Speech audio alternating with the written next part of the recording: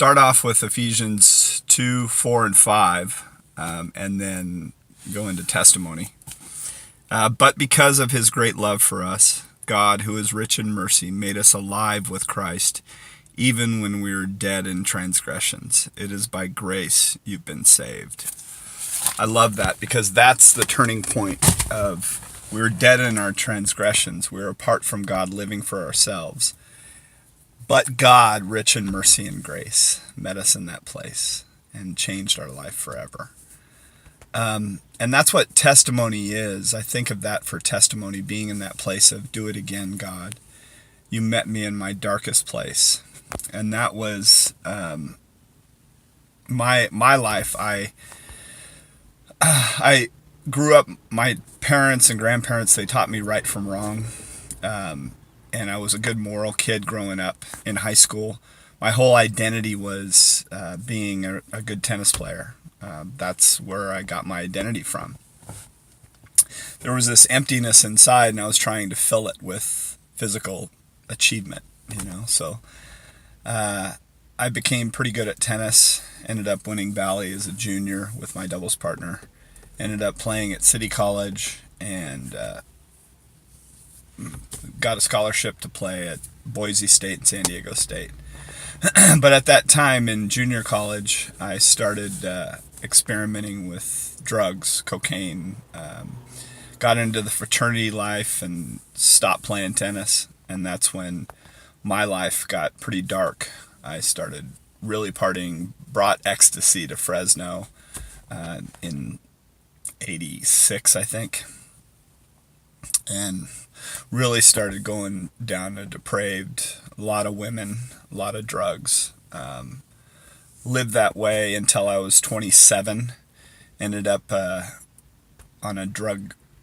I was out of my mind, couldn't drive. Had a drug dealer from the coast drive my car. I was going to go to work. I don't know what I was thinking. Ended up in a ditch at 75 miles an hour on McKinley. There was no water in it, but it totaled my car.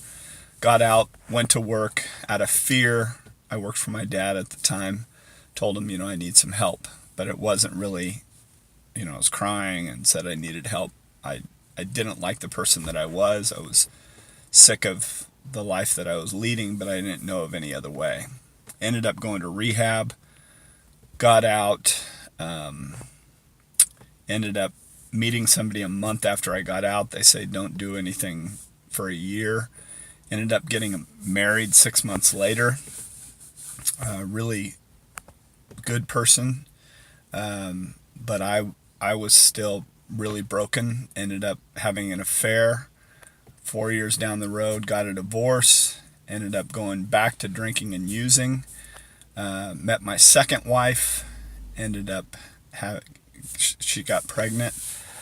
We had 2 kids, going through the married thing, but all along being sober, not sober, drinking, using, not using, going through periods of time where I'd have success.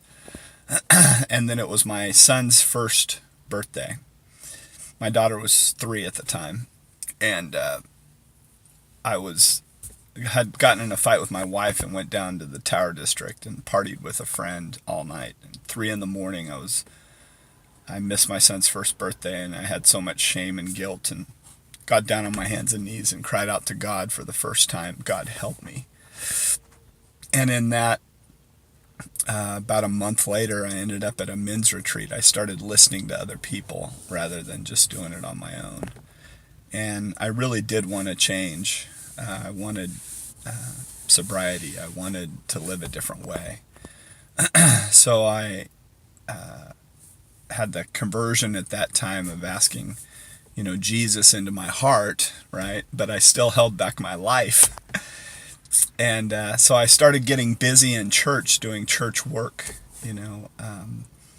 started Celebrate Recovery 6 months after I was sober, went down and got training, started it at our church, did it for a couple years, did an outreach down in the Tower District to a place called the Decision Home. And then all of a sudden, my wife's heart was hard at the time because of the past, and she ended up having a bunch of affairs, and my mom was sick with cancer at the time, and I ended up going back to taking pills, and then I went on a destructive path, met somebody that did meth, and for the next 3 years, I was smoking meth every day and taking 15 Vicodin a day, 15, 20 Vicodin a day at the same time. Just existing and not caring about life. And here I have a couple kids, and everything was about just numbing myself. And I usually weigh about 210. I got down to 160 pounds. It was a little over 7 years ago that I just was in a bathroom mirror. I was watching porn, and I've got my kids in the other room, and I just came to the end of myself. I just said, God, help me. I don't know. I'm going to trust you with my life. I don't know what this is going to look like. And he met me in that place because of his great love. And it wasn't incorporating Jesus into my life to have a better day. It was about me submitting my life to God as I understood him. And what's happened in that is, as I've gone along, he's made himself more and more known to me. I've experienced his love, mercy, and grace. And my life that was so rooted in self is now rooted in God, in loving him and loving others. But we have to come to the end of ourselves. That's what the whole Christian walk is. It's not incorporating him in for a better day. It's about submitting our life to him and becoming more and more like him along the path. So that's what happened on that day. I was 160 pounds in the mirror and surrendered my life. And since then, it's been amazing. That very Sunday, I went to church and I just wept. And but I had this peace that I've never had in my life before, in that surrendering to God. Even though I was only a few days in, I had this peace that I could not describe. It goes beyond any kind of understanding, and since then, it took about a year of me just staying on that path, maybe even longer, a couple years for my dad, just to believe that it was real. Not expecting people to think, okay, I know I've changed, but you have to just grow your fruit and allow people to see it in your life and believe it in their time, because you've done so much damage in the past. So in that, it was about 2 years of just submitting to God, and I didn't date for a year at all because I just wanted to focus on God and my kids and my family. And in that time, he just continued to strengthen me, and I kept understanding what my identity was and submitting my life, dying to self, loving God, knowing that I'm loved by him. And in that is where I experienced freedom and peace and joy and contentment that I never had in my life. I was always trying to fill that void with something, whether it was tennis, whether it was party life, whether it was women, whatever it was, I was trying to fill that void. Only he could. And then when I came to that place and I experienced his beautiful love and grace and mercy, it changed me forever.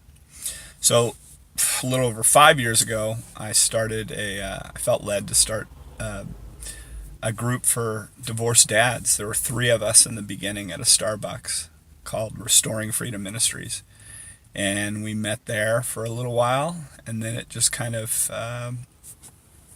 kept growing because of my background. I opened it up to anybody that had alcohol, drug issues, pornography, any kind of bondage issues, to help them to understand what their identity is, that they're truly loved and accepted by God. That thing that they've been looking for in all these different places they can have in him. Helping them to see who they are, that it's not about behavioral modification, it's about their heart being transformed by the goodness and love of God. And that will change their life forever. So I've seen man after man, I'll start crying, be transformed by the goodness and love of God. And beautiful stories over the last 5 years, and continue to see more and more coming. And it's beautiful to see God, that testimony of God, do it again, God, do it again. That's what our testimonies are for. They're not to glorify us because we're pouring out our dirty laundry. It's about pouring out the beauty of who God is, meeting us because of his great love for us. God, being rich in mercy, meets us in that place and changes us forever while we are still in our transgressions. God demonstrates his love for us, that while we were yet sinners, Christ died for us. We don't have to clean ourselves up to come to him. Come to me, all who are weary and carry heavy burdens, and I will give you rest. Rest for your soul. And that's what I experienced in that bathroom mirror. It's a little over 7 years ago, is rest for my unrestless soul. My restless soul. That doesn't make sense. Anyway, that is a short version of my testimony. I hope you guys have an amazing day. I love y'all, and I hope you can taste the beauty of his love. God bless.